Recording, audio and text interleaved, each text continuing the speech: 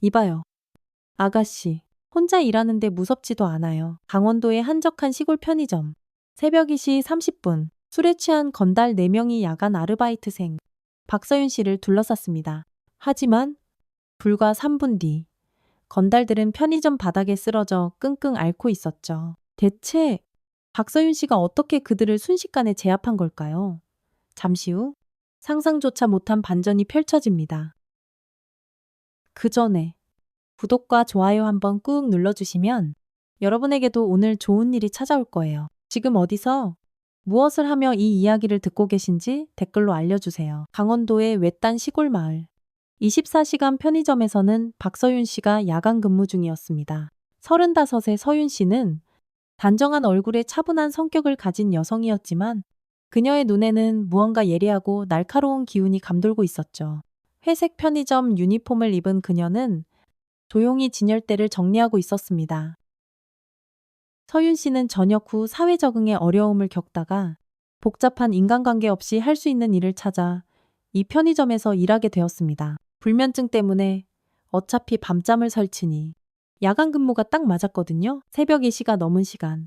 편의점은 적막했고 형광등 불빛만이 차가운 빛을 쏴 뿌리고 있었습니다. 서윤 씨는 유통기한을 확인하며 상품을 정리하고 있었는데 이상하게 오늘은 평소보다 더 불안한 기분이 들었습니다. 10년간의 군 생활로 단련된 직감이 뭔가 좋지 않은 일이 생길 것 같다고 경고하고 있었죠.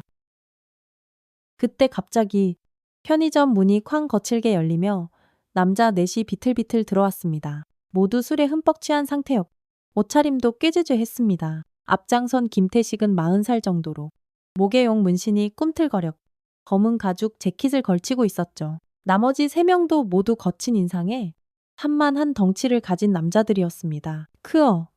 술이 좀 깨는 것 같네? 김태식이 편의점 안을 휙 둘러보며 혀를 차는 소리를 냈습니다. 여기라면 끓여 먹을 수 있지. 그가 주변을 두리번거리며 큰 소리로 말했습니다. 서윤 씨는 천천히 고개를 들어 그들을 바라봤습니다. 그녀의 눈빛에는 경계하는 기색이 역력했죠. 군대에서 기른 위험 감지 능력이 이들이 보통 손님이 아니라는 걸 알려주고 있었습니다. 저기요. 아가씨 계세요. 김태식이 계산대 쪽을 보며 소리쳤습니다. 라면 코너는 저쪽에 있습니다. 끓는 물도 준비되어 있고요. 서윤 씨가 최대한 차분하게 대답했습니다. 하지만 목소리에는 약간의 긴장감이 묻어났습니다. 고맙네. 그런데 말이야.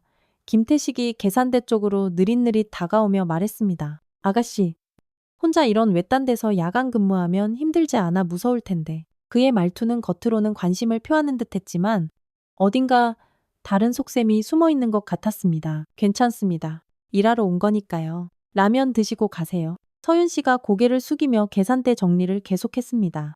하지만 4명의 남자들은 라면을 가져올 생각은 않고 계속 서윤 씨 주위를 어슬렁거리기 시작했습니다.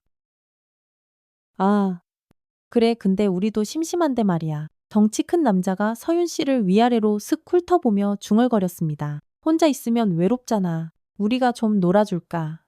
그의 시선이 서윤 씨의 몸매를 훑어 입가에는 비열한 미소가 떠올랐습니다. 서윤 씨는 뒤로 한 발 물러서며 단호하게 말했습니다. 무슨 말씀이세요? 그냥 물건 사시고 가세요. 하지만 그녀의 목소리는 점점 더 딱딱하게 굳어가고 있었습니다. 무슨 말이긴.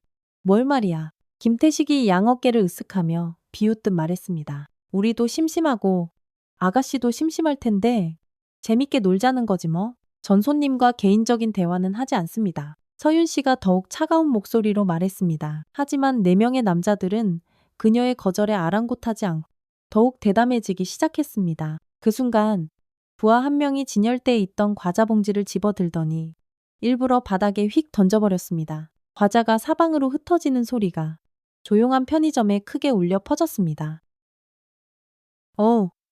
미안. 미안 손이 미끄러졌네. 그가 일부러 티나게 가짜 사과를 했습니다. 서윤 씨의 눈썹이 미세하게 꿈틀했지만 여전히 꾹 참고 있었습니다. 하지만 속으로는 분노가 부글부글 치밀어 오르고 있었죠. 야, 조심 좀 하지. 김태식이 부하를 향해 말했지만 목소리에는 전혀 미안한 기색이 없었습니다. 죄송합니다. 저희 애가 실수했네요. 아가씨, 괜찮아요. 괜찮습니다. 치우겠습니다. 서윤 씨가 억지로 참으며 빗자루를 가지러 갔습니다. 하지만 그녀가 몸을 구부려 과자를 치우려고 하자 남자들의 시선이 더욱 노골적으로 변했습니다. 근데 아가씨, 몇 살이야? 김태식이 서윤 씨가 치우는 모습을 보며 물었습니다. 30 초반 정도 되나? 아직 팔팔하네. 몸매도 괜찮고 덩치 큰 남자가 거들며 말했습니다. 혼자 살아 남자친구는 있고 서윤 씨가 불쾌한 표정을 지으며 한 걸음 뒤로 더 물러섰습니다. 지금 뭐 하시는 거예요? 그녀의 목소리에는 경고의 기운이 담겨 있었습니다. 아, 기분 나빠하지 마. 김태식이 손을 흔들며 말했습니다. 관심 있어서 그러는 거야. 외롭지 않아 이런 외딴 곳에서 혼자 일하면서 우리가 가끔 놀러 와도 되겠네. 세 번째 남자가 끼어들며 말했습니다. 밤에 심심할 때 전화하면 언제든 달려올게. 그의 말투는 점점 더 노골적으로 변하고 있었습니다. 그런 말 하지 마세요. 서윤 씨가 단호하게 말했습니다. 하지만 남자들은 그녀의 거부를 오히려 더 자극적으로 받아들이는 것 같았습니다. 왜 여자 혼자 밤에 무서울 텐데? 김태식이 계산대 쪽으로 더 가까이 다가오며 말했습니다. 우리가 지켜줄게. 뭔 일 있으면 언제든 연락해. 달려갈 테니까. 네 번째 남자가 또 다른 상품을 바닥에 떨어뜨렸습니다. 이번에는 음료수 캔이었는데 대굴대굴 바닥에 굴러다니며 시끄러운 소리를 냈습니다. 아, 또 실수했네. 그가 희죽 웃으며 말했습니다. 아가씨가 치워줘야겠네. 그만하세요. 서윤 씨가 목소리를 높이며 말했습니다. 하지만 남자들은 그녀가 화를 내는 모습을 보며 오히려 더 재미있어 하는 것 같았습니다. 아가씨가 너무 예민하네. 덩치 큰 남자가 비웃으며 말했습니다. 외로운 사람들끼리 좀 친하게 지내면 안 되나? 우리가 뭘 잘못했다고? 너무 차갑게 굴지 마. 김태식이 서윤 씨에게 더욱 가까이 다가오며 말했습니다.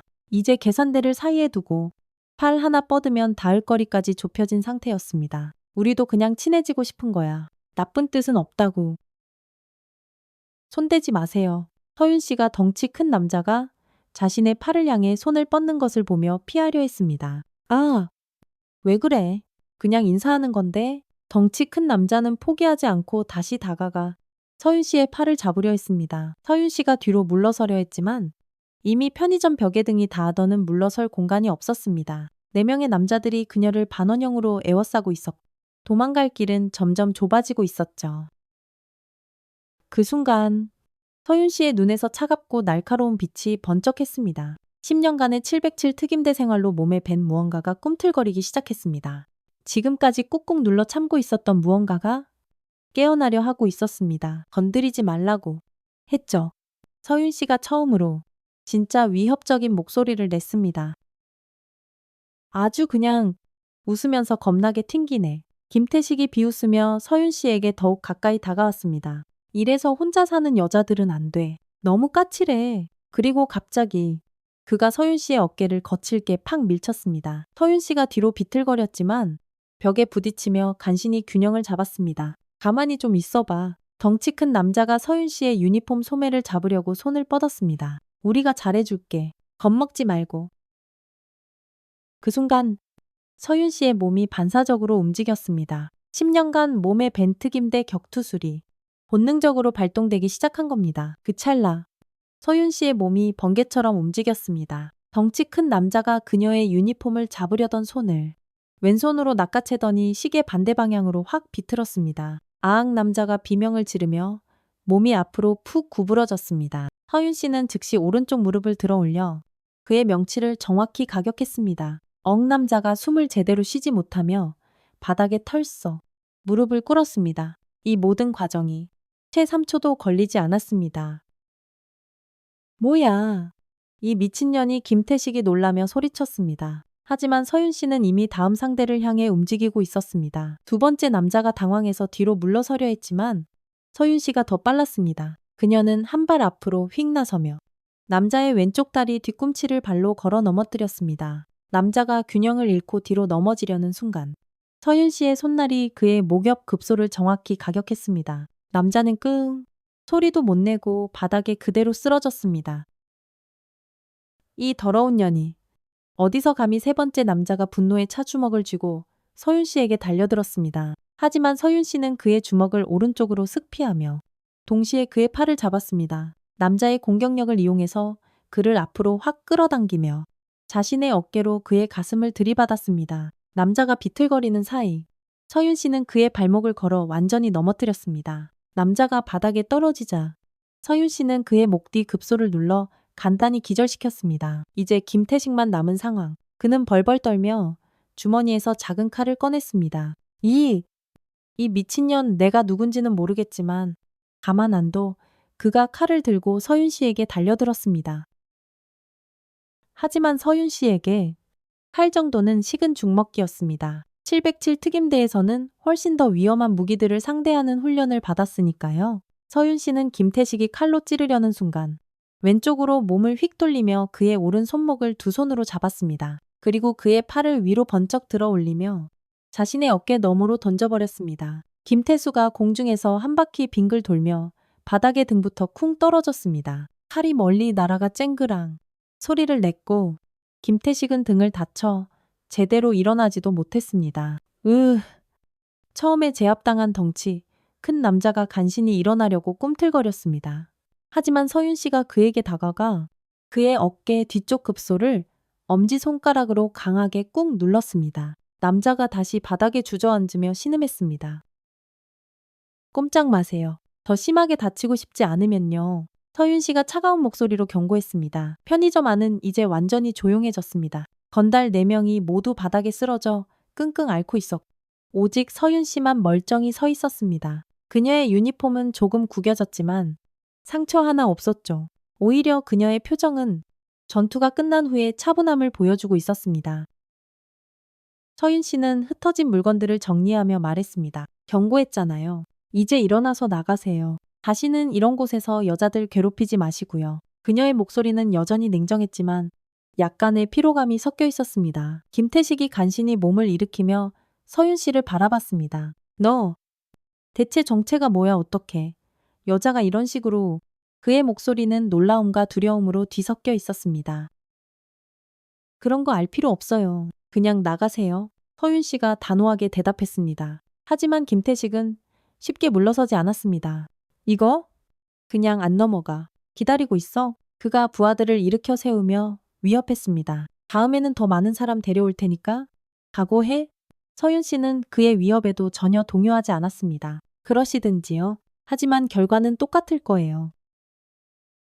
4명의 남자들이 서로를 부축하며 비틀비틀 편의점을 나갔습니다. 김태식은 마지막까지 서윤 씨를 노려보았지만 그녀는 이미 물건 정리를 계속하고 있었죠. 편의점 문이 닫힌 후 다시 정적이 찾아왔습니다. 서윤 씨는 바닥에 흩어진 과자와 음료수를 치우며 깊은 한숨을 쉬었습니다. 또 시작이네. 그녀가 혼자 중얼거렸습니다. 군대에서 나와 조용히 살려고 했는데 또다시 폭력을 사용하게 되다니. 하지만 어쩔 수 없는 상황이었습니다. 그녀는 계산대로 돌아가 CCTV 화면을 확인했습니다. 방금 전 일어난 모든 상황이 고스란히 녹화되어 있었죠. 혹시 모를 상황에 대비해서 증거를 보관해 두는 것이 좋겠다고 생각했습니다. 서윤 씨는 자신의 손을 바라봤습니다. 10년 전 특임대에서 익힌 격투술이 몸에 완전히 배어 있었습니다. 그동안의 평범한 생활로 조금 둔해졌나 싶었지만 위험한 순간이 되자 모든 감각이 되살아났습니다. 몸이 저절로 반응했고 상대방들을 효율적으로 제압할 수 있었죠. 하지만 동시에 불안감도 들었습니다. 김태식의 마지막 위협이 빈말이 아닐 수도 있었으니까요. 정말로 더 많은 사람을 데려와서 복수하려 할지도 모릅니다. 그렇게 되면 또다시 폭력을 사용해야 하는 상황이 올 수 있었습니다. 서윤 씨는 편의점 밖을 바라봤습니다. 새벽 3시가 넘은 시간. 도로는 텅 비어 있었습니다. 가로등 불빛만이 쓸쓸하게 밤길을 비추고 있었고 벌레들의 울음소리만 들려왔습니다. 평소 같으면 이런 적막한 분위기를 좋아했는데 오늘은 왠지 불안했습니다. 그녀는 휴대폰을 꺼내 편의점 사장에게 연락할까 생각해봤습니다. 하지만 이 새벽 시간에 괜히 깨우기도 그렇고 일이 복잡해질 수도 있을 것 같았죠. 게다가 자신이 어떤 사람인지 더 자세히 설명해야 할 수도 있었습니다. 서윤 씨는 결국 혼자 상황을 정리하기로 했습니다. 바닥에 흩어진 물건들을 모두 치우고 진열대도 다시 정리했습니다. 다행히 깨진 것은 없었고 단지 포장지가 찢어진 과자 몇 개만 손상되었을 뿐이었죠. 정리를 마친 후 서윤 씨는 다시 계산대에 앉았습니다. 하지만 마음은 여전히 불안했습니다. 오늘 일이 이걸로 끝나지 않았다는 느낌이 들었거든요. 김태식 같은 사람들은 자존심이 상하면 절대 그냥 넘어가지 않을 테니까요. 시계를 보니 새벽 3시 40분이었습니다. 교대 시간인 아침 8시까지는 아직 4시간 20분이나 남아 있었습니다. 긴 시간 동안 혼자 있어야 하는데 계속 이런 긴장감을 유지할 수는 없었죠. 서윤 씨는 특임대 시절을 떠올렸습니다. 그때도 이런 긴장된 상황들이 많았죠. 적들이 언제 나타날지 모르는 대기 시간들. 그때는 동료들과 함께였지만 지금은 혼자였습니다. 더 조심해야 했고 더 예민하게 주변을 살펴야 했습니다. 그녀는 편의점 안을 다시 한번 점검했습니다. 비상구는 뒤쪽에 있고 창고로 이어지는 문도 있었습니다.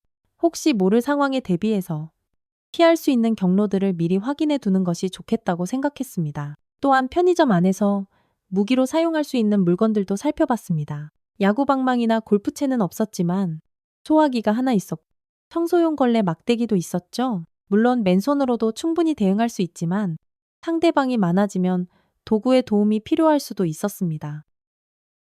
서윤 씨는 자신의 몸 상태도 점검해 봤습니다. 아까 전투에서 별다른 타격을 입지는 않았지만 몸이 조금 경직되어 있었습니다. 목과 어깨를 돌리며 근육을 풀어주고 손목과 발목도 가볍게 돌려줬습니다. 언제든 다시 움직일 수 있도록 몸을 준비 상태로 유지해야 했습니다. 시간이 조금씩 흘러가면서 서윤 씨의 긴장감도 조금씩 풀어졌습니다. 하지만 완전히 경계를 늦출 수는 없었죠. 김태식의 위협이 계속 머릿속에 맴돌고 있었거든요. 정말로 복수하러 올까? 아니면 그냥 허세였을까? 하는 생각들이 계속 들었습니다. 새벽 4시가 되자 가끔 트럭들이 지나다니기 시작했습니다. 이른 아침 배송을 나가는 차량들이었죠. 도로에 불빛이 보이니 조금은 안심이 되었습니다. 완전히 혼자가 아니라는 느낌이 들었거든요. 서윤 씨는 따뜻한 커피를 한 잔 타서 마셨습니다. 긴장했던 몸과 마음이 조금씩 진정되어 갔습니다. 하지만 여전히 주변을 경계하는 것은 잊지 않았습니다. 편의점 창문을 통해서 밖을 계속 지켜보고 있었고 조금이라도 이상한 소리가 들리면 즉시 반응할 준비를 하고 있었죠. 그러던 중 새벽 5시경 검은색 승용차 한 대가 편의점 앞을 슥 지나갔습니다. 속도가 평소보다 느렸고 편의점 쪽을 유심히 보는 것 같았습니다. 서윤 씨의 직감이 이상하다고 경고했습니다. 혹시 김태식이 정말로 사람들을 데려오는 건 아닐까 하는 생각이 들었습니다. 차는 편의점을 지나간 후 어둠 속으로 사라졌습니다. 하지만 서윤 씨는 마음을 놓을 수 없었습니다. 조금 더 지켜봐야겠다고 생각했습니다. 만약 정말로 복수하러 온다면 이번에는 더 많은 사람들과 함께 올 가능성이 높았습니다. 서윤 씨는 다시 한번 자신의 전투 기술을 점검해 봤습니다. 일대다수의 상황에서 어떻게 대응해야 하는지 머릿속으로 시뮬레이션을 해봤죠. 우선 상대방들을 분산시켜서 한 명씩 상대하는 것이 유리할 것 같았습니다. 편의점의 좁은 공간을 활용해서 동시에 여러 명이 달려들 수 없도록 위치를 잡는 것도 중요했습니다. 시간은 계속 흘러갔고 이제 새벽 6시가 되었습니다. 하늘이 조금씩 밝아지기 시작했고 이른 아침 조깅을 하는 사람들도 가끔 보였습니다. 평범한 하루가 시작되는 것 같았지만 서윤 씨의 마음은 여전히 무거웠습니다. 새벽 6시 30분 서윤 씨의 불안한 예감이 현실이 되었습니다. 편의점 앞으로 검은색 고급 승용차 세 대가 스르륵 다가와 멈춰섰습니다. 첫 번째 차에서 김태식이 내려 그의 얼굴에는 붕대가 감겨 있었습니다. 두 번째와 세 번째 차에서는 모두 8명의 남자들이 내렸습니다. 모두 검은 정장을 입고 있었고 보통 사람들과는 다른 험악한 분위기를 풍기고 있었죠. 마지막으로 첫 번째 차의 뒷좌석에서 한 남자가 천천히 내렸습니다. 키가 크고 어깨가 넓은 그 남자는 50대 중반으로 보였습니다. 머리를 뒤로 싹 넘긴 그의 얼굴에는 깊은 주름이 패어 있었고 눈에는 오랜 세월의 무게가 담겨 있었습니다. 말끔한 양복을 입었지만 목에 희미하게 보이는 문신과 손등의 흉터들이 그의 정체를 말해주고 있었습니다. 서윤 씨는 편의점 안에서 그들을 지켜보며 긴장했습니다. 예상했던 대로 김태식이 더 많은 사람들을 데려온 것이었습니다. 하지만 뒷좌석에서 나온 남자를 보는 순간 서윤 씨의 가슴이 이상하게 쿵 뛰기 시작했습니다. 뭔가 낯익은 느낌이 들었지만 정확히 누구인지는 알 수 없었습니다. 형님, 저기 있습니다. 김태식이 뒷좌석에서 나온 남자에게 다가가며 편의점을 가리켰습니다. 전현희 저희를 이렇게 만든 겁니다. 그의 목소리에는 분노와 함께 두목에 대한 두려움이 섞여 있었습니다. 이런 아가씨 하나 처리 못해서 나까지 나서게 만들어 최준혁이 부하들을 노려보며 차갑게 말했습니다. 그의 목소리에는 오랜 세월 밑바닥에서 살아온 사람만이 가질 수 있는 위압감이 배어 있었습니다. 처음에 말로 해결하려고 했는데 전현이 먼저 손을 썼습니다요. 말로 해결내 놈들이 무슨 말을 했을지는 안 봐도 뻔하지. 최준혁이 김태식을 째려보며 말했습니다. 어쨌든 이제 내가 직접 나섰으니 깔끔하게 정리하자. 그는 부하들을 돌아보며 손짓했습니다. 태식이하고 민철이만 따라오고 나머지는 차에서 대기해. 최준혁은 김태식과 민철 한 명만 데리고 편의점으로 걸어 들어갔습니다. 딸랑 편의점 문이 열리는 소리가 조용한 새벽 공기를 가르며 울렸습니다. 서윤 씨는 계산대 뒤에 서서 그들을 맞이했습니다. 그녀의 얼굴에는 긴장감이 역력했지만 두려움은 없었습니다. 최준혁이 편의점 안을 휙 둘러보며 천천히 서윤 씨에게 다가왔습니다. 형광등 불빛 아래서 그의 얼굴이 점점 선명해졌습니다. 서윤 씨는 그를 자세히 보려고 눈을 찡그렸습니다. 분명히 어디선가 본 적이 있는 얼굴이었는데 기억이 나지 않았습니다. 최준혁이 서윤 씨로부터 두 걸음 떨어진 곳에서 멈춰섰습니다. 그리고 그녀의 얼굴을 자세히 들여다봤습니다. 순간 최준혁의 얼굴에서 모든 표정이 사라졌습니다. 그의 눈이 점점 커지더니 입이 살짝 벌어졌습니다. 마치 유령이라도 본 것처럼 온몸이 그대로 굳어갔습니다. 서윤아, 최준혁이 떨리는 목소리로 중얼거렸습니다. 그 목소리에는 30년 전 젊은 청년의 애절함이 그대로 남아 있었습니다. 서윤 씨 역시 그 목소리를 듣는 순간 몸이 얼어붙었습니다. 오랫동안 잊고 있었던 기억이 순식간에 되살아났습니다. 준혁, 오빠. 서윤 씨가 믿을 수 없다는 표정으로 그의 이름을 불렀습니다. 그녀의 목소리도 가늘게 떨리고 있었습니다. 30년이라는 긴 세월이 한순간에 무너져 내리는 듯 했습니다. 두 사람은 서로를 바라본 채 아무 말도 하지 못했습니다. 편의점 안에는 바람 소리만이 조용히 스쳐갔고 멀리서 새 한 마리가 지저귀었습니다. 김태식과 민철은 두 사람 사이에 흐르는 이상한 기류를 감지했지만 무슨 일인지 알 수 없어 어리둥절해할 뿐이었죠. 최준혁의 눈에는 믿을 수 없다는 표정과 함께 오래된 그리움이 떠올랐습니다. 정말 너야. 최준혁이 한 걸음 더 다가서며 다시 물었습니다. 그의 손이 미세하게 떨리고 있었습니다. 서윤 씨는 여전히 말을 잇지 못한 채 그저 최준혁을 바라볼 뿐이었습니다. 그녀의 마음속에서는 30년 전의 기억들이 파도처럼 밀려왔습니다.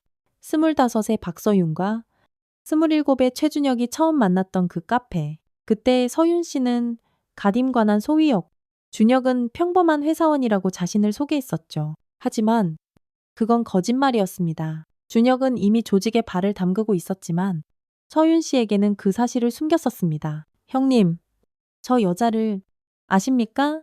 김태식이 조심스럽게 물었습니다. 최준혁이 김태식에게 눈을 돌렸습니다. 너희들은 모두 돌아가라. 내가 처리하고 돌아갈 테니. 그의 목소리는 평소보다 부드러웠지만 명령의 어조는 변하지 않았습니다. 김태식은 뭔가 이상하다는 것을 느꼈지만 두목의 명령에 따라 민철과 함께 편의점을 나갔습니다. 검은 승용차 세대가 천천히 편의점을 떠나며 사라졌고 편의점에는 다시 고요함이 찾아왔습니다. 최준혁과 박서윤, 두 사람만이 편의점에 남아 있었죠. 준혁은 여전히 서윤 씨를 믿을 수 없다는 표정으로 바라보고 있었고 서윤 씨는 떨어뜨린 볼펜을 주우며 마음을 진정시키려 했습니다. 하지만 두 사람 모두 마음이 쉽게 가라앉지 않았습니다. 너무나 갑작스러운 재회였고 서로의 모습도 많이 변해 있었으니까요. 정말 서윤이가 맞지? 준혁이 조심스럽게 한 걸음 더 다가서며 물었습니다. 서윤 씨는 볼펜을 꽉 쥔 채 고개를 들어 준혁을 바라봤습니다. 그녀의 눈에는 복잡한 감정들이 교차하고 있었죠. 반가움과 동시에 경계심, 그리고 오래된 상처가 함께 올라왔습니다. 저는 이제 다른 사람입니다. 서윤 씨가 차분하지만 단호한 목소리로 대답했습니다. 그때의 박서윤은 이미 죽었어요. 하지만 그녀의 목소리에는 약간의 떨림이 섞여 있었습니다. 아무리 차분하게 말하려고 해도 마음의 동요를 완전히 숨길 수는 없었죠. 다른 사람이라니. 준혁이 고개를 흔들며 말했습니다. 아무리 세월이 흘러도 넌 내가 알던 그 서윤이야. 그의 목소리에는 간절함이 담겨 있었습니다. 도대체 무슨 일이 있었던 거야? 넌 군인이었잖아. 그것도 특수부대까지 갔다고 들었는데. 서윤 씨는 잠시 침묵했습니다. 그녀의 눈에는 깊은 상처와 아픔이 스쳐갔습니다. 10년 전, 그 끔찍한 작전 실패의 기억이 다시 떠올랐습니다. 동료들의 죽음과 자신의 판단착오, 그리고 그 후의 모든 일들이 한꺼번에 밀려왔습니다. 그건 중요하지 않아요. 서윤 씨가 시선을 돌리며 말했습니다. 이제 저는 다른 삶을 살고 있어요. 하지만 준혁은 쉽게 포기하지 않았습니다. 서윤아, 아무리 세월이 흘러도 우리 사이의 시간은 지워지지 않아. 서윤 씨가 준혁을 똑바로 바라봤습니다. 그녀의 눈에는 차가운 빛이 돌았습니다. 우리 사이로 서윤 씨의 목소리가 얼음장처럼 차갑게 변했습니다. 30년 전, 거짓말을 했던 그 사람과 저 사이에 뭐가 남아있다고 생각하세요? 준혁이 움찔했습니다. 30년 전의 기억이 그의 마음을 날카롭게 찔렀습니다. 그때 자신이 서윤 씨에게 했던 거짓말과 그로 인해 모든 것이 끝나버렸던 그 아픈 기억들이 되살아났습니다. 두 사람 사이에는 30년이라는 긴 세월과 각자가 짊어진 무거운 상처들이 가로놓여 있었습니다. 준혁은 입을 열려다가 다시 닫기를 반복했고 서윤 씨는 고개를 돌려 멀리 창밖을 바라봤습니다. 새벽 7시가 되어 하늘이 점점 밝아지고 있었지만 두 사람의 마음은 여전히 어둠 속에 있었습니다. 기억나 준혁이 쓸쓸한 미소를 지으며 말했습니다. 우리가 처음 만났던 그 카페. 내가 회사원이라고 거짓말했던 곳. 서윤 씨의 손이 미세하게 떨렸지만 여전히 침묵을 지켰습니다. 그때 넌 25이었고 나는 27이었지. 너는 새로 임관한 멋진 소위였고 나는 준혁이 말을 멈추고 고개를 숙였습니다. 평범한 직장인이라고 했었죠. 서윤 씨가 차가운 목소리로 그의 말을 이었습니다. 하지만 그건 거짓말이었고요. 준혁이 고개를 끄덕였습니다. 맞아. 거짓말이었어. 그의 목소리에는 깊은 후회가 담겨 있었습니다. 나는 이미 조직에 발을 담그고 있었는데 너에게 그런 말을 할 수가 없었어. 서윤 씨가 준혁을 바라봤습니다. 왜요? 왜 거짓말을 했던 거죠? 무서웠어. 준혁이 서윤 씨를 바라보며 말했습니다. 네가 떠날까봐. 그의 목소리에는 30년 전의 절망감이 그대로 남아 있었습니다. 넌 너무 깨끗하고 올바른 사람이었어. 군인으로서의 신념도 확고했고, 그런 네가 내 정체를 알면 바로 떠나갈 걸 알았거든? 서윤 씨는 준혁의 말을 듣고 있었지만 표정은 여전히 차가웠습니다. 그래서 6개월이나 속인 건가요? 그녀의 목소리에는 오래된 상처가 날카롭게 배어 있었습니다. 미안해.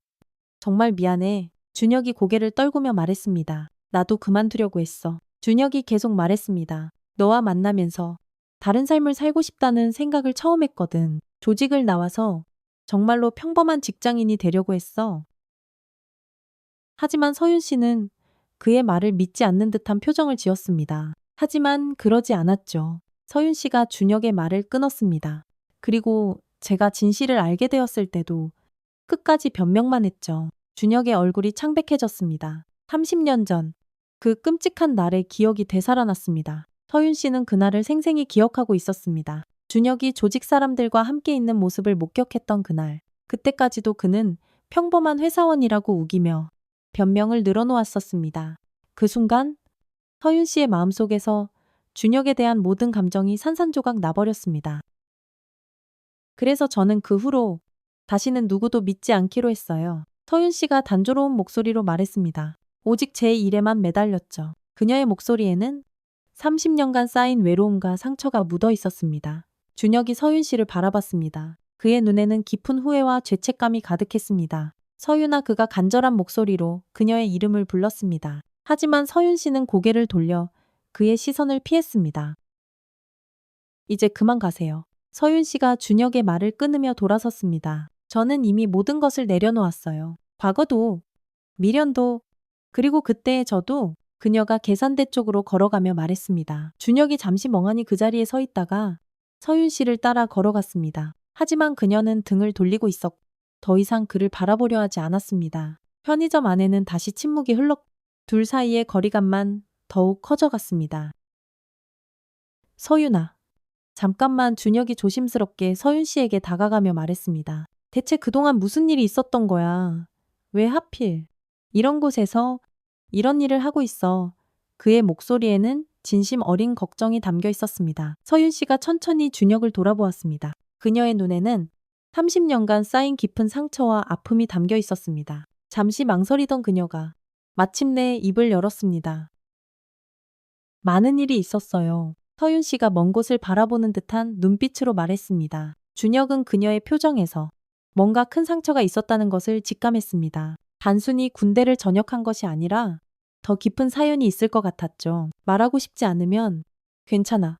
준혁이 부드럽게 말했습니다. 하지만 혼자 감당하기 힘든 일이라면 혼자 감당하는 게 익숙해졌어요. 서윤 씨가 쓸쓸하게 웃으며 말했습니다. 30년 동안 혼자 살아왔으니까요. 그녀의 말에 준혁의 가슴이 미어지는 듯 아팠습니다. 자신 때문에 서윤 씨가 30년간 혼자 살아온 것이라는 생각이 들었거든요. 미안해. 준혁이 진심을 담아 말했습니다. 정말 미안해. 내가 그때 거짓말만 하지 않았어도. 하지만 서윤 씨는 고개를 저었습니다. 이미 지난 일이에요. 후회해도 바뀌는 건 없. 준혁은 서윤 씨의 차가운 반응에 마음이 아팠지만 동시에 이해할 수 있었습니다. 30년이라는 긴 시간과 각자의 상처들이 그들 사이를 가로막고 있었으니까요. 쉽게 용서받을 수 있는 일도 아니었고 쉽게 잊힐 수 있는 상처도 아니었습니다. 그럼 너는 계속 이렇게 살 거야. 준혁이 편의점 안을 둘러보며 물었습니다. 이런 곳에서 이런 일을 하면서 서윤 씨가 어깨를 으쓱했습니다. 별로 나쁘지 않아요. 조용하고 간섭받지 않고 하지만 넌 이런 삶을 원했던 게 아니잖아. 준혁이 간절하게 말했습니다. 군인이 되어서 나라를 위해 일하고 싶어 했잖아. 그게 내 꿈이었는데. 서윤 씨의 표정이 어두워졌습니다. 그 꿈은 이미 깨져버렸어요. 준혁은 더 이상 묻지 않았습니다. 서윤 씨의 표정에서 뭔가 큰 상처가 있었다는 것을 알 수 있었거든요. 아마도 군대에서 큰 사건이 있었을 것이고 그로 인해 모든 것을 포기하게 되었을 것이라고 짐작했습니다. 두 사람은 잠시 침묵했습니다. 편의점 밖으로는 새벽 배송 트럭들이 지나다니고 있었고 하늘은 점점 더 밝아지고 있었습니다. 평범한 하루가 시작되고 있었지만 두 사람에게는 전혀 평범하지 않은 순간이었습니다. 그럼 당신은요? 서윤 씨가 준혁을 바라보며 물었습니다. 여전히 그 일을 하고 있군요. 준혁의 양복과 차림새를 보며 말했습니다. 겉보기에는 성공한 것 같던데 준혁이 자신의 옷차림을 내려다보며 쓴웃음을 지었습니다. 성공이라. 그의 목소리에는 자조의 의미가 담겨 있었습니다. 내가 원했던 성공은 아니야. 서윤 씨가 그를 바라봤습니다. 그럼 왜 계속하고 있어요? 한 번 발을 담그면 빠져나오기 어려운 곳이야. 준혁이 한숨을 쉬며 말했습니다. 특히 내 위치까지 올라오면 더더욱. 그의 목소리에는 피로감이 묻어 있었습니다. 사실 오래전부터 그만두고 싶었어. 서윤 씨는 준혁의 말을 듣고 있었지만 쉽게 믿지는 않았습니다. 30년 전에도 비슷한 말을 했었거든요. 조직을 나와서 평범하게 살고 싶다고 했지만 결국 그러지 못했었습니다. 30년 전에도 같은 말을 했었죠. 서윤 씨가 차갑게 말했습니다. 하지만 결국 당신이 선택한 건 조직이었잖아요. 준혁이 고개를 숙였습니다. 그가 말을 망설였습니다. 그건 뭐요? 이번에도 변명하실 거예요. 서윤 씨가 단호하게 물었습니다. 준혁은 대답하지 못했습니다. 30년 전에 자신의 선택을 변명할 방법이 없었거든요. 시간이 흐르면서 편의점에는 이른 아침 손님들이 하나둘 들어오기 시작했습니다. 출근하는 사람들이 커피와 간단한 아침 식사를 사러 왔습니다. 서윤 씨는 손님들을 응대해야 했고 준혁은 옆에서 그 모습을 그저 지켜봤습니다. 손님들이 나간 후 다시 둘만 남게 되자 준혁이 입을 열었습니다. 서윤아, 나도 많이 후회하며 살았어. 그의 목소리에는 진심이 담겨 있었습니다. 너를 잃은 것도 그렇고 내가 선택한 이 길도 그렇고 후회한다고 해서 바뀌는 건 없어요. 서윤 씨가 담담하게 대답했습니다. 우리는 이미 너무 다른 길을 걸어왔어요.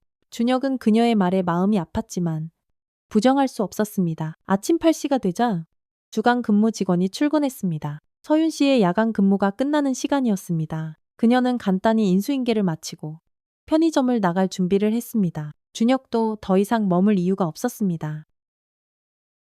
서윤아.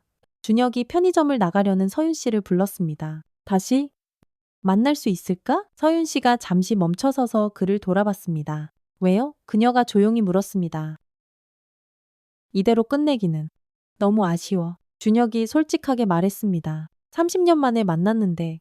하지만 서윤 씨는 고개를 저었습니다. 우리는 이미 끝난 사이예요. 30년 전에 준혁은 더 이상 말하지 않았습니다. 서윤 씨의 마음이 완전히 닫혀 있다는 것을 알 수 있었거든요. 그녀가 편의점을 나가는 뒷모습을 바라보며 준혁은 깊은 한숨을 쉬었습니다.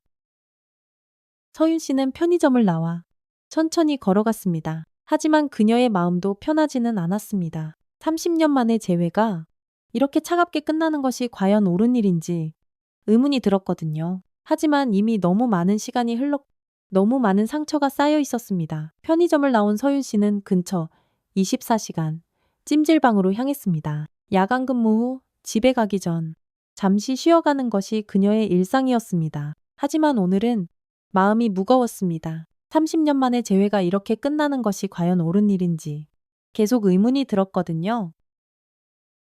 찜질방 로비에 앉아있던 서윤 씨는 휴대폰이 웅 하고 울리는 소리를 들었습니다. 모르는 번호였지만 왠지 누구인지 알 것 같았습니다. 망설이다가 전화를 받았습니다. 여보세요. 서윤아. 나야. 준혁이야. 역시 최준혁이었습니다. 어떻게 제 번호를 편의점 사장님한테 물어봤어. 혹시 모를 상황에 대비해서 연락처가 필요하다고 했지? 준혁의 목소리에는 약간의 미안함이 섞여 있었습니다. 무슨 일이에요? 서윤 씨가 차갑게 물었습니다. 그냥 이대로 끝내기가 아쉬워서 준혁이 솔직하게 말했습니다. 30년 만에 만났는데 제대로 된 대화도 못하고 헤어지는 게 마음에 걸려서. 서윤 씨는 잠시 침묵했습니다. 사실 그녀도 비슷한 마음이었거든요. 커피 한 잔 어때? 준혁이 조심스럽게 제안했습니다. 예전에 자주 갔던 그 카페는 없어졌지만 비슷한 곳이 있어. 서윤 씨는 망설였습니다. 다시 만나봤자 좋을 게 없다는 생각도 들었지만 한편으로는 궁금하기도 했습니다. 1시간만요. 서윤 씨가 마침내 대답했습니다. 그 이상은 안 돼요. 준혁의 목소리가 밝아졌습니다. 고마워. 시내 중앙로에 있는 카페 올리로 와. 거기서 만나자. 30분 후 서윤 씨는 카페 앞에 서 있었습니다. 유리창 너머로 준혁이 구석자리에 앉아 있는 것이 보였습니다. 그는 평소보다 편안한 옷차림을 하고 무거운 표정으로 앉아 있었죠. 서윤 씨는 깊은 숨을 쉬고 카페 안으로 들어갔습니다. 왔구나. 준혁이 일어나며 반갑게 말했습니다. 하지만 서윤 씨의 표정은 여전히 경계하고 있었죠. 뭘 마실까? 아메리카노요. 서윤 씨가 간단하게 대답했습니다. 준혁이 커피를 주문하고 돌아왔습니다. 두 사람은 서로 마주 앉았지만 어색한 침묵이 흘렀습니다. 30년이라는 시간의 무게가 그들 사이를 무겁게 짓눌렀습니다. 서윤아. 준혁이 먼저 입을 열었습니다. 정말 궁금해. 대체 무슨 일이 있었던 거야? 너는 분명 성공할 사람이었는데. 서윤 씨는 커피잔을 돌리며 말했습니다. 성공이 뭔지도 모르겠어요. 군대에서 뭔가 큰일이 있었지. 준혁이 조심스럽게 물었습니다. 서윤 씨의 얼굴이 딱딱하게 굳어졌습니다. 왜 그런 걸 알고 싶어요? 너를 이해하고 싶어서. 준혁이 진심을 담아 말했습니다. 서윤 씨는 오랫동안 망설였습니다. 10년 동안 누구에게도 말하지 않았던 이야기였습니다. 하지만 오늘은 왠지 말하고 싶었습니다. 혼자 감당하기에는 너무 무거운 짐이었거든요. 10년 전 일이에요. 서윤 씨가 마침내 입을 열었습니다. 테러 진압 작전에 투입되었을 때였어요. 준혁은 숨을 죽이고 그녀의 말을 들었습니다. 저는 그때 작전 지휘관이었거든요. 서윤 씨의 눈에 깊은 아픔이 스쳐갔습니다. 작전이 잘못되었어요. 제 판단 실수로. 그녀의 목소리가 떨리기 시작했습니다. 동료 5명이 죽었어요. 모두 제 부하들이었고 저를 믿고 따라온 사람들이었어요. 준혁의 얼굴이 창백해졌습니다. 세상에. 서윤아. 그 중에는 갓 23이 된 신병도 있었어요. 서윤 씨가 계속 말했습니다. 그 아이는 저를 누나라고 부르며 따랐었는데 그녀의 눈에 눈물이 핑 맺혔습니다. 그 아이가 마지막에 저를 보며 웃더라고요. 서윤 씨의 목소리가 더욱 떨렸습니다. 소령님, 저 잘했죠? 라고 물으면서요. 준혁은 아무 말도 할 수 없었습니다. 서윤 씨의 고통이 얼마나 깊은지 가슴으로 느낄 수 있었거든요. 그 후로는 못하겠더라고요. 서윤 씨가 눈물을 닦으며 말했습니다. 군복을 입는 것도, 계급장을 다는 것, 다른 사람의 생명을 책임지는 것도 그녀가 깊은 한숨을 쉬었습니다. 전역하고 나서는 사람들을 피하게 되었어요. 서윤 씨가 계속 말했습니다. 누군가와 가까워지면 또 실망시킬까봐, 또 상처를 줄까봐. 준혁은 서윤 씨의 손을 덮어주고 싶었지만 감히 그럴 수 없었습니다. 그래서 편의점에서 야간 알바를 준혁이 조심스럽게 물었습니다. 사람들과 접촉을 최소화할 수 있으니까요. 서윤 씨가 쓸쓸하게 웃으며 말했습니다. 완벽하진 않지만 그럭저럭 견딜만 해요. 준혁은 서윤 씨의 이야기를 듣고 마음이 너무 아팠습니다. 그녀가 이런 고통을 혼자 감당하며 살아왔다는 것이 믿어지지 않았습니다. 동시에 자신도 비슷한 상처를 갖고 있다는 것을 깨달았습니다. 서윤아, 나도. 준혁이 망설이며 말했습니다. 나도 비슷한 일이 있었어. 서윤 씨가 고개를 들어 그를 바라봤습니다. 비슷한 일이요. 준혁의 얼굴에 깊은 죄책감이 떠올랐습니다. 지훈이라는 애였어. 겨우 17살이었지. 그의 목소리가 떨리기 시작했습니다. 가출해서 갈 곳 없던 그 애를 내가 거둬들였어? 처음에는 단순한 심부름만 시켰는데 준혁이 계속 말했습니다. 그 애가 너무 순수하고 착해서 점점 정이 들었어. 마치 진짜 동생 같았지. 서윤 씨는 조용히 그의 말을 들었습니다. 그런데 돈이 급하게 필요한 일이 생겼어. 준혁의 목소리가 작아졌습니다. 위험한 일이라는 걸 알면서도 지훈이를 보냈어. 다른 선택지가 없다고 생각했거든. 그의 주먹이 꽉 쥐어졌습니다. 경찰들이 추격해 왔는데도 그 애는 나를 배신하지 않았어. 준혁이 눈을 감으며 말했습니다. 끝까지 입을 다물고 있다가 도망치다가 트럭에 치였어. 서윤 씨의 표정이 어두워졌습니다. 병원에 누워있을 때도 나를 보며 웃더라고. 준혁의 목소리가 울먹였습니다. 형님, 저 잘했죠? 라고 물으면서 너랑 똑같은 말을. 두 사람은 서로의 아픔을 공유하고 있었습니다. 그 후로 어땠어요? 서윤 씨가 조심스럽게 물었습니다. 똑같았어. 준혁이 고개를 떨구며 말했습니다. 그런데 난 너처럼 용기가 없었어. 그냥 덮어버렸어. 그의 목소리에는 자책감이 가득했습니다. 조직을 떠날 생각도 해봤지만 결국 못했어. 준혁이 계속 말했습니다. 지훈이한테 미안하다고 생각하면서도 똑같은 일을 계속하면서 살았어. 서윤 씨는 그의 고백을 듣고 복잡한 감정을 느꼈습니다. 그럼 지금도 후회하고 있어. 준혁이 서윤 씨를 바라보며 말했습니다. 매일 지훈이 생각을 해. 그 애한테 진짜 미안해. 두 사람의 눈에는 똑같은 죄책감과 아픔이 담겨 있었습니다. 우리 둘 다 똑같았네요. 서윤 씨가 씁쓸하게 웃으며 말했습니다. 자신을 믿고 따르던 사람들을 지키지 못했다는 거. 준혁이 고개를 끄덕였습니다. 그래서 더 힘든 거야. 그 애들은 끝까지 우리를 믿었는데 카페 안에는 잔잔한 음악이 흐르고 있었지만 두 사람에게는 들리지 않았습니다. 오직 서로의 아픔과 상처만이 그들 사이에 존재했습니다. 30년 만에 만나서 이런 이야기를 나누게 될 줄은 꿈에도 생각하지 못했습니다. 서윤아, 그런데 너는 그래도 용기가 있었어. 준혁이 서윤 씨를 바라보며 말했습니다. 잘못을 인정하고 다른 길을 선택했잖아. 서윤 씨가 고개를 저었습니다. 용기가 아니에요. 그냥 도망친 거예요. 도망이라도 좋아. 준혁이 간절하게 말했습니다. 적어도 더 이상의 피해는 막았잖아. 하지만 서윤 씨는 그렇게 생각하지 않았습니다. 진짜 용기가 있었다면 끝까지 책임졌을 거예요. 너무 자책하지 마. 준혁이 부드럽게 말했습니다. 우리 둘 다 최선을 다했던 거야. 결과가 나빴을 뿐이지. 서윤 씨는 그의 말에 위로를 받았지만 여전히 마음이 무거웠습니다. 시간이 흘러 카페에는 점심시간 손님들이 하나둘 들어오기 시작했습니다. 두 사람은 구석자리에서 계속 대화를 나누었습니다. 처음에는 서로 경계했지만 이제는 마음이 많이 열린 상태였습니다. 준혁 씨, 서윤 씨가 처음으로 그의 이름을 다정하게 불렀습니다.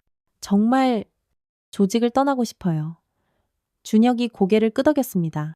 정말이야. 오래전부터 생각해왔어. 그럼 왜 못했어요? 혼자서는 용기가 안 났어. 준혁이 솔직하게 말했습니다. 하지만 너와 함께라면 할 수 있을 것 같아. 서윤 씨가 놀란 표정을 지었습니다. 저와 함께요. 우리 둘 다 새로운 시작이 필요하잖아. 준혁이 간절하게 말했습니다. 혼자서는 힘들어도 함께라면 할 수 있을 거야. 서윤 씨는 망설였습니다. 다시 누군가와 함께하는 것이 두려웠거든요. 생각해 볼게요. 서윤 씨가 조심스럽게 말했습니다. 하지만 쉽지 않을 거예요. 조직을 떠나는 것도 그렇고, 제가 다른 사람과 함께 사는 것. 준혁은 그녀의 대답만으로도 충분했습니다. 시간을 줄게. 준혁이 따뜻하게 말했습니다. 천천히 생각해봐. 급하지 않아. 서윤 씨는 그의 배려에 고마움을 느꼈습니다. 30년 전과는 달리 이제는 진심으로 자신을 생각해주는 것 같았습니다. 두 사람은 카페에서 3시간을 보냈습니다. 30년간 쌓인 이야기들과 각자의 상처들을 나누면서 시간 가는 줄 몰랐습니다. 서로의 아픔을 이해하게 되면서 마음의 거리도 많이 좁혀졌습니다. 이제 가봐야겠어요. 서윤 씨가 시계를 보며 말했습니다. 집에서 좀 쉬어야 해요. 준혁이 아쉬워하며 말했습니다. 그래. 오늘 고마워. 이런 이야기를 들려줘서 저도 마찬가지예요. 서윤 씨가 희미한 미소를 지으며 말했습니다. 혼자 감당하기 힘든 이야기였는데 누군가와 나누니까 조금 나아진 것 같아요. 준혁도 비슷한 기분이었습니다. 카페를 나온 두 사람은 잠시 서로를 바라봤습니다. 아침에 편의점에서 만났을 때와는 완전히 다른 분위기였습니다. 서로의 상처를 이해하게 되면서 마음이 많이 가까워진 것을 느낄 수 있었죠. 연락할게. 준혁이 말했습니다. 부담스러우면 받지 않아도 돼. 서윤 씨가 고개를 끄덕였습니다. 생각해 볼게요. 당신이 말한 그것들. 그녀가 돌아서서 걸어가는 뒷모습을 바라보며 준혁은 희망을 느꼈습니다. 서윤 씨도 집으로 돌아가면서 많은 생각을 했습니다.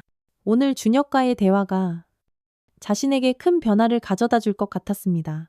10년 동안 혼자 감당해온 무거운 짐을 누군가와 나눌 수 있다는 것만으로도 큰 위안이 되었습니다. 그리고 준혁도 자신과 비슷한 상처를 갖고 있다는 것을 알게 되면서 그에 대한 이해도 많이 달라졌습니다.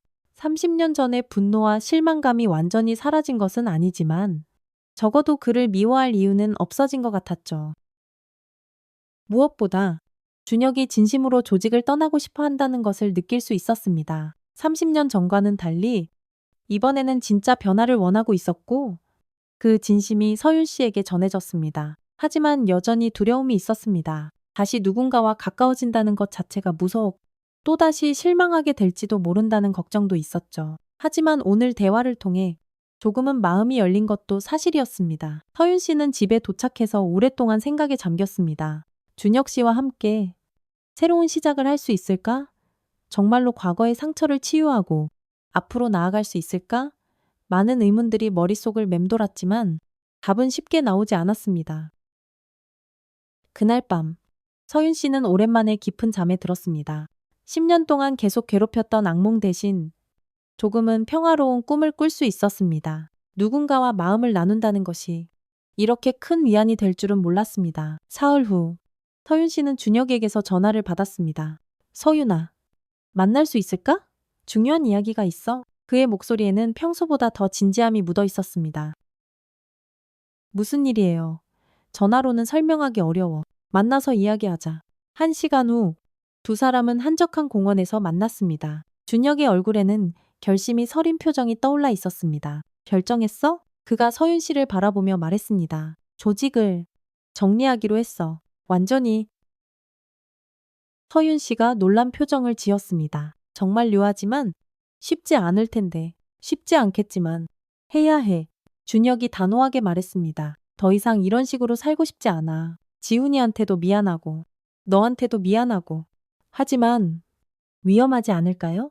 서윤 씨가 걱정스럽게 물었습니다. 조직 사람들이 가만히 두지 않을 거예요. 그래서 너한테 말하는 거야. 준혁이 그녀의 손을 잡으며 말했습니다. 혼자서는 용기가 나지 않아.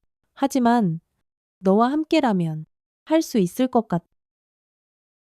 서윤 씨는 오랫동안 그의 눈을 바라봤습니다. 그 눈에서 진심을 읽을 수 있었습니다. 30년 전과는 달리 이번에는 정말로 변하고 싶어 하는 것 같았습니다. 정말 위험할 텐데 괜찮겠어요?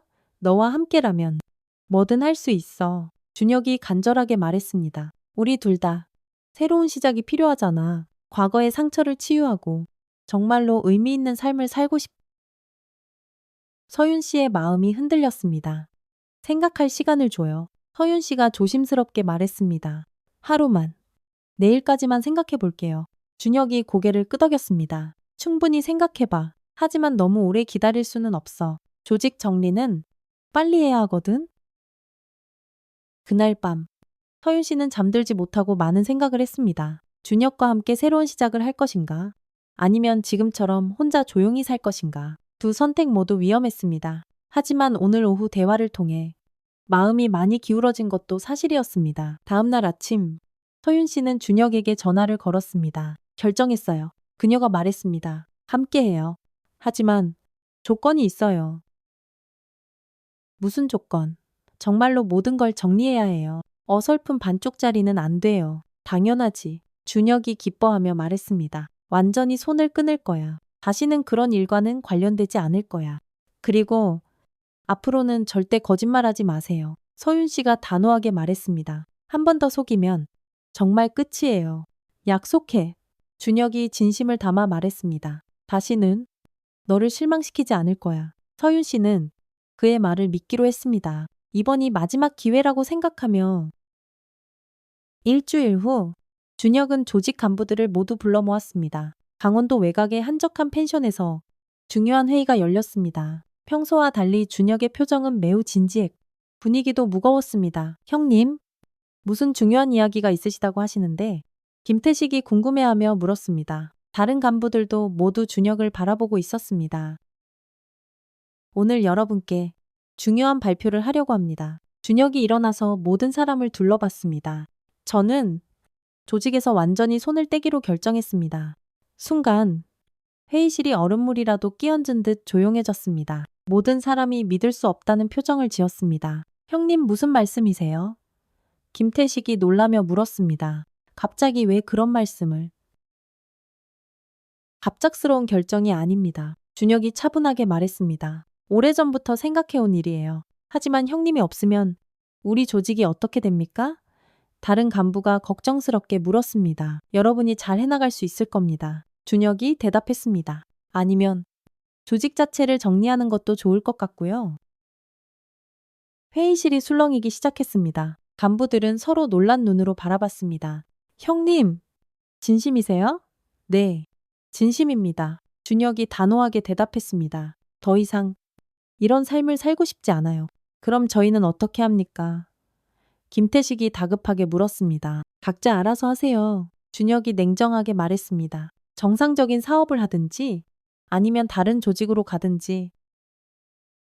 간부들의 얼굴이 어두워졌습니다. 형님, 이게 말이 됩니까? 한 간부가 화를 내며 말했습니다. 저희가 형님을 위해 얼마나 많은 일을 했는데 이렇게 버리시는 거예요. 버리는 게 아니에요. 준혁이 설명했습니다. 새로운 길을 선택하는 겁니다. 새로운 길이요. 김태식이 비웃으며 말했습니다. 혹시 편의점에서 만난 그 여자 때문입니까? 준혁의 눈빛이 차갑게 식었습니다. 그런 식으로 말하지 마세요. 정말 그 여자 때문이구나. 저한테는 더 이상 말할 게 없습니다. 준혁이 일어서며 말했습니다. 각자 알아서 하세요. 저는 이제 조직과는 완전히 관계를 끊겠습니다. 그가 회의실을 나가려고 하자 김태식이 그를 막아섰습니다. 형님, 이렇게 가시면 안 됩니다. 김태식이 간절하게 말했습니다. 조직의 모든 비밀을 알고 계시는데 그냥 나가실 수는 없어요. 준혁이 그를 바라봤습니다. 그럼 어쩌자는 겁니까? 다시 생각해 보세요. 김태식이 말했습니다. 아니면 그의 목소리가 위협적으로 변했습니다. 아니면 준혁이 차갑게 물었습니다. 형님도 아시잖아요. 조직을 나가는 방법은 하나뿐이라는 거. 준혁은 이미 이런 상황을 예상하고 있었습니다. 그럼 어쩔 수 없네요. 그가 주머니에서 휴대폰을 꺼냈습니다. 서윤아, 시작해. 그가 전화를 걸며 말했습니다. 순간 펜션 밖에서 앵앵 사이렌 소리가 요란하게 들려왔습니다. 경찰차들이 펜션을 완벽하게 포위하고 있었습니다. 뭐야? 이게 김태식이 놀라며 소리쳤습니다. 형님, 대체 뭘 하신 겁니까? 조직의 모든 증거를 경찰에 넘겼습니다. 준혁이 담담하게 말했습니다. 여러분도, 저도 이제 끝이에요. 간부들의 얼굴이 하얗게 질렸습니다. 형님, 미쳤어요. 미친 게 아니라 정신을 차린 겁니다. 준혁이 말했습니다. 더 이상 이런 식으로 살 수는 없어요. 경찰들이 펜션 안으로 들이닥쳤습니다. 모두 손머리 위로 엎드려 준혁도 다른 사람들과 함께 경찰에 체포되었습니다. 하지만 그의 얼굴에는 오히려 평화로운 표정이 떠올라 있었습니다. 드디어 모든 것이 끝났다는 안도감을 느끼고 있었거든요. 서윤 씨는 멀리서 그 모습을 지켜보고 있었습니다. 준혁이 체포되는 모습을 보며 복잡한 감정을 느꼈습니다. 슬프기도 했지만 한편으로는 자랑스럽기도 했습니다. 정말로 용기를 내서 모든 것을 정리했으니까요. 준혁은 법원에서 자신의 죄를 모두 인정했습니다. 검찰에 적극적으로 협조했고 다른 조직들에 대한 정보도 모두 제공했죠. 그 결과 형량이 많이 줄어들었지만 그래도 2년의 실형을 받았습니다. 재판이 끝난 후 준혁은 서윤 씨와 잠시 만날 수 있었습니다. 고마워. 그가 그녀의 손을 잡으며 말했습니다. 너 덕분에 용기를 낼 수 있었어. 당신이 결정한 거예요. 서윤 씨가 대답했습니다. 2년 동안 기다려줄 수 있어. 준혁이 조심스럽게 물었습니다. 그동안 나도 많이 변할 테니까? 서윤 씨가 미소를 지으며 말했습니다. 저도 그동안 많이 변해볼게요. 더 나은 사람이 되도록. 2년의 시간이 흘렀습니다. 준혁은 감옥에서 모범수로 지냈고 서윤 씨는 그동안 상담사 자격증을 땄습니다. 자신과 같은 상처를 받은 사람들을 도와주고 싶다는 생각에서였죠. 준혁이 출소하는 날, 서윤 씨가 교도소 앞에서 기다리고 있었습니다. 서윤아 준혁이 그녀를 보며 환하게 웃었습니다. 2년 동안 그의 얼굴은 많이 밝아져 있었고 눈빛도 전과는 완전히 달랐습니다. 많이 기다렸지? 준혁이 서윤 씨에게 다가가며 말했습니다. 별로 안 기다렸어요. 서윤 씨가 장난스럽게 대답했습니다. 2년은 눈 깜짝할 새에 지나가더라고요. 두 사람은 서로를 꼭 껴안으며 기쁨을 나누었습니다. 앞으로 뭘 할까 준혁이 물었습니다. 계획이 있어요? 서윤 씨가 미소를 지으며 말했습니다. 함께 상담센터를 열어요. 우리 같은 사람들을 도와주는. 준혁의 눈이 반짝였습니다. 정말 좋은 생각이야. 6개월 후 강원도의 한적한 마을에 작은 상담센터가 문을 열었습니다. 세빛 상담센터라는 간판이 소박하게 걸려 있었고 앞마당에는 정성스럽게 가꾼 작은 화단이 있었습니다. 준혁이 센터 앞에서 의자를 정리하고 있었습니다. 2년 전보다 훨씬 편안해 보이는 얼굴이었고 깔끔한 셔츠를 입고 있었죠. 예전의 화려한 정장과 금목걸이는 완전히 사라져 있었습니다. 오늘은 어떤 분들이 찾아오실까?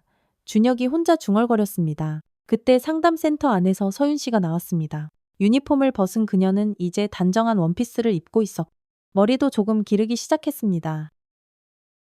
벌써 3분이 예약하셨어요. 서윤 씨가 예약 명단을 보며 말했습니다. 한 분은 군대에서 받은 트라우마 때문에 고민이시고 다른 분은 과거 잘못에 대한 죄책감으로 괴로워하신대요. 우리가 도울 수 있을 것 같아.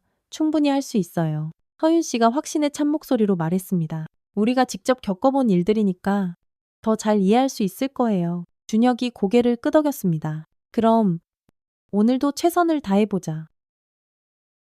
두 사람은 함께 상담센터 안으로 들어갔습니다. 벽에는 치유와 용서라는 글귀가 걸려 있었고 편안한 소파와 작은 테이블이 놓여 있었습니다. 따뜻한 분위기의 공간에서 사람들의 상처를 치유하는 일을 하고 있었습니다. 서윤아, 정말 믿어지지 않아. 준혁이 창문 너머로 평화로운 마을 풍경을 바라보며 말했습니다. 2년 전만 해도 상상도 못했던 일이야. 저도 마찬가지예요. 서윤 씨가 준혁 옆에 서서 함께 창밖을 바라봤습니다. 김태식은 어떻게 됐을까? 서윤 씨가 궁금해하며 물었습니다. 들리는 얘기로는 다른 일을 시작했다고 하더라고. 준혁이 대답했습니다. 다행히 정상적인 사업을 하고 있는 것 같. 다행이네요. 오후가 되자 첫 번째 상담자가 찾아왔습니다. 40대 중반의 남성으로 과거의 실수 때문에 괴로워하고 있었습니다. 편안하게 앉으세요. 준혁과 서윤 씨가 함께 그를 맞이했습니다. 천천히 이야기해 주시면 됩니다. 상담이 끝난 후 남성의 얼굴에는 조금이나마 평안함이 떠올라 있었습니다. 정말 고맙습니다. 그가 감사 인사를 하며 돌아갔습니다. 오랜만에 마음이 조금 가벼워진 것 같아요. 우리가 정말 도움이 되는 것 같아. 준혁이 뿌듯해하며 말했습니다. 당연하죠. 서윤 씨가 대답했습니다. 우리도 같은 아픔을 겪었으니까 더 잘 이해할 수 있는 거예요. 저녁이 되자 두 사람은 센터에 있는 작은 사무실에서 지훈이와 서윤 씨의 전 동료들 사진이 담긴 액자를 바라보았습니다. 지훈아, 우리 잘하고 있지? 준혁이 지훈이의 사진에 손을 올리며 물었습니다. 우리 동료들도 기뻐할 거예요. 서윤 씨도 사진에 손을 올리며 말했습니다. 이제 정말 의미 있는 일을 하고 있으니까요. 마치 지훈이와 동료들이 대답하는 것 같았습니다. 준혁과 서윤 씨는 센터 밖으로 나와 손을 잡고 천천히 마을을 걸었습니다. 석양이 붉게 지고 있었고 마을에는 따뜻한 불빛들이 하나둘 켜지기 시작했습니다. 평화로운 일상의 모습이었습니다. 서윤아, 행복해? 준혁이 조심스럽게 물었습니다. 네, 정말 행복해요. 서윤 씨가 밝은 미소를 지으며 대답했습니다. 당신은 어때요? 나도 정말 행복해. 준혁이 하늘을 올려다보며 말했습니다. 처음으로 정말 잘 살고 있다는 느낌이야. 준혁이 계속 말했습니다. 과거의 상처도 많이 치유되었고 의미 있는 일도 하고 있고. 서윤 씨가 그의 팔짱을 끼며 말했습니다. 우리 서로의 상처를 이해하고 치유할 수 있게 되어서 다행이에요. 두 사람은 마을 끝까지 걸어가며 대화를 나누었습니다. 앞으로도 함께 상처받은 사람들을 돕고 서로를 사랑하며 살아가겠다는 약속을 했습니다. 30년 만에 찾은 진정한 사랑과 새로운 인생이 이제 막 시작되고 있었습니다. 밤하늘에 별들이 하나둘 나타나기 시작했고 멀리서 마을 사람들의 웃음소리가 들려왔습니다. 준혁과 서윤 씨는 그 소리를 들으며 행복한 미소를 지었습니다. 과거의 아픔과 상처를 딛고 일어선 두 사람에게 진정한 행복이 찾아온 것입니다. 1년 후 세빛 상담센터는 지역에서 꽤 유명해졌습니다. 많은 사람들이 찾아와서 도움을 받았고 준혁과 서윤 씨는 지역사회에서 존경받는 사람들이 되었습니다. 과거의 어두운 시절은 완전히 지나갔고 이제는 밝은 미래만이 남아있었죠. 오늘도 많은 분들이 찾아오셨네요. 서윤 씨가 하루 일과를 마무리하며 말했습니다. 정말 보람있는 하루였어요. 나도 그렇게 생각해. 준혁이 동감하며 말했습니다. 우리가 정말 좋은 일을 하고 있는 것 같아. 두 사람은 센터 문을 잠그고 집으로 향했습니다. 내일도 또 새로운 사람들이 찾아올 것이고 그들을 도와줄 수 있을 것입니다. 과거의 상처를 딛고 일어선 두 사람의 새로운 인생은 이제 막 시작되고 있었습니다. 지금까지 박서윤 씨와 최준혁 씨의 이야기를 함께 해주셔서 감사합니다. 과거의 상처와 죄책감에 시달리던 두 사람이 서로를 이해하고 용서하며 새로운 삶을 시작하는 모습을 보셨습니다. 우리 모두에게는 크고 작은 상처와 후회가 있습니다. 하지만 진정한 용기는 과거에 매여 살아가는 것이 아니라 잘못을 인정하고 새로운 시작을 하는 것입니다. 서윤 씨와 준혁 씨처럼 서로의 아픔을 이해하고 함께 치유해 나간다면 우리도 더 나은 내일을 만들어갈 수 있을 것입니다. 오늘 이야기가 여러분의 마음에 작은 위로와 희망이 되었기를 바랍니다. 힘든 일이 있을 때 혼자 감당하지 마시고 주변의 소중한 사람들과 함께 나누시기 바랍니다. 구독과 좋아요는 더 좋은 이야기를 만들어가는 큰 힘이 됩니다. 댓글로 여러분의 소중한 의견도 들려주세요. 지금까지 달빛 이야기였습니다. 다음 시간에 더 감동적인 이야기로 찾아뵙겠습니다. 오늘 하루도 따뜻하고 행복한 시간 되시길 바랍니다.